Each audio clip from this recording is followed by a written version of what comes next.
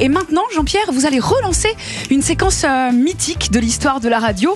Bonjour, monsieur le maire. Et un salut amical à Pierre Bonde qui peut-être nous écoute. En effet, on va revenir dans quelques instants à nos histoires provençales, mais avant cela, comme chaque matin, nous serons désormais en ligne avec un maire d'une ville de France pour prendre le pouls de l'été dans notre cher pays. C'est Yvan Bouguillon qui est avec nous, le maire de Barcelonnette, dans les Alpes de Haute-Provence, 04, comme par hasard, la Provence, toujours la Provence. Alors la météo sur place d'abord. Ah oui, un tout petit clin d'œil sur la météo, justement à Barcelonnette cet après-midi. On aura du beau temps et 26 degrés. Bonjour monsieur le maire.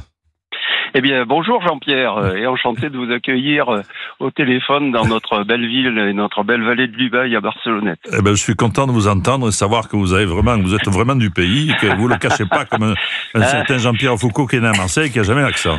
Soyez le bienvenu sur Europe, maire de Barcelonnette. Comment allez-vous, monsieur le maire, en ce 14 juillet, dites-moi? Écoutez, c'est une grande et belle journée sous un soleil radieux et nous venons de terminer là une belle cérémonie avec 140 jeunes qui faisaient leur stage de cohésion pour le service national universel et c'était un grand moment de rappeler en ce jour de 14 juillet que nous avons quelques valeurs communes essentielles, essentielles et animées par notre grande République.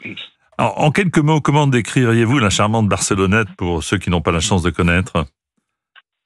Barcelonnette, une des plus petites sous-préfectures de France, mais qui a une histoire et un patrimoine très riche, qui est marqué à la fois par son ancienneté. Nous fêterons dans quelques années le 800e anniversaire de la création de Barcelonnette, qui à l'époque était catalane, et puis ensuite on est marqué entre autres par cette grande, magnifique et extraordinaire épopée des marchands mexicains qui sont partis, qui ont pour un certain nombre d'entre eux fait fortune au Mexique. Et là je suis dans le parc de la Sapinière, parc de la Villa de la Vallée, et donc la ville, nous avons la chance d'avoir toutes ces grandes villas. Alors justement, puisque vous l'évoquez vous-même, donc au 19e siècle, il y a des habitants de Barcelonnette qui sont partis pour le Mexique. Pourquoi faire?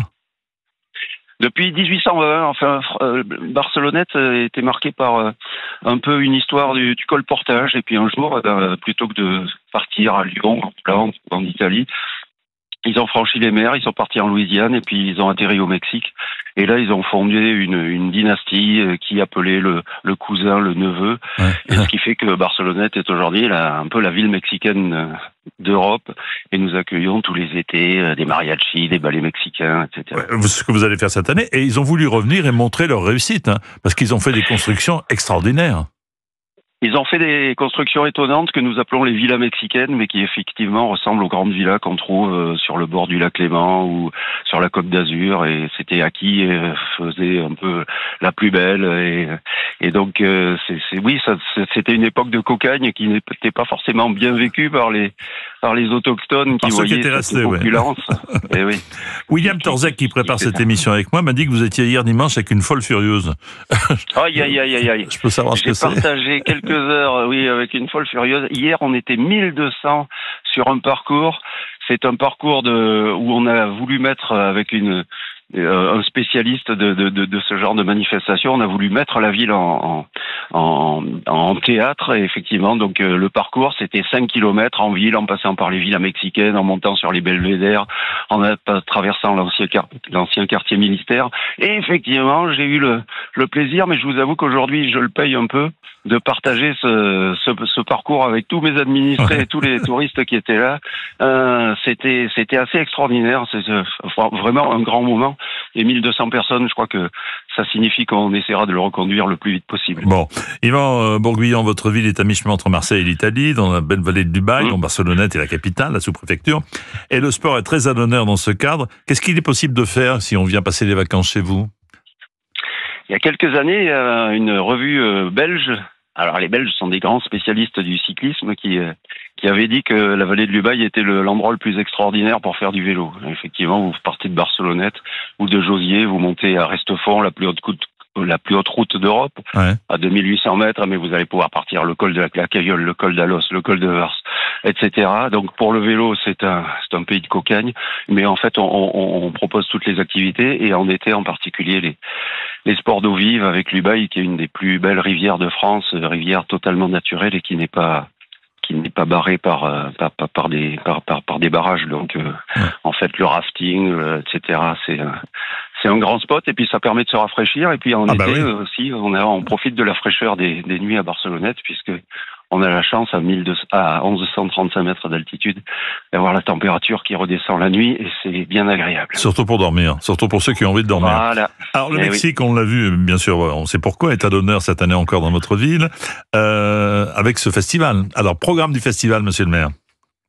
Alors les fêtes latino-mexicaines, ça va être à la fois donc les ballets mexicains qui viennent chatoyants, plein de couleurs, qui parcourent toute la ville, les orchestres de mariachi, donc avec ces orchestres où on connaît tous les grands tubes, Cielito Lingo, le parcours, le défilé des sombreros, en fait, ça va être du 5 au 15 août dans toute la ville de Barcelonnette et plus largement dans la vallée. Bah écoutez, monsieur le maire, j'étais ravi de vous entendre. Qu'est-ce qu'on peut souhaiter, vous souhaiter et aux habitants de Barcelonnette pour l'été à venir?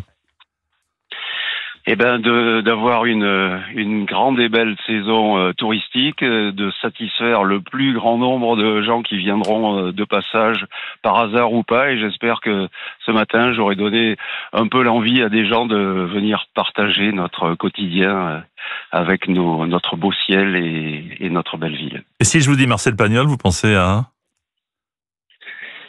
Que dire?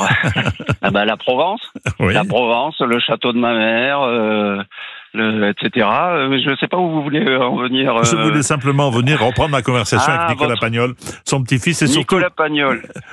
vous remercie en tout cas, monsieur le maire. Merci à vous, Yvan, maire de Barcelonnette, dans les Alpes de Haute-Provence. Et puis j'espère à très très bientôt. Une question peut-être? Et vous pouvez écouter Europe 1 à Barcelonnette, c'est le 97 FM. Et Jean-Pierre, si vous permettez, et monsieur le maire, on va faire une petite pause musique. Ça vous dit? Volontiers. Sur Europe 1, Harry Styles, As It Was.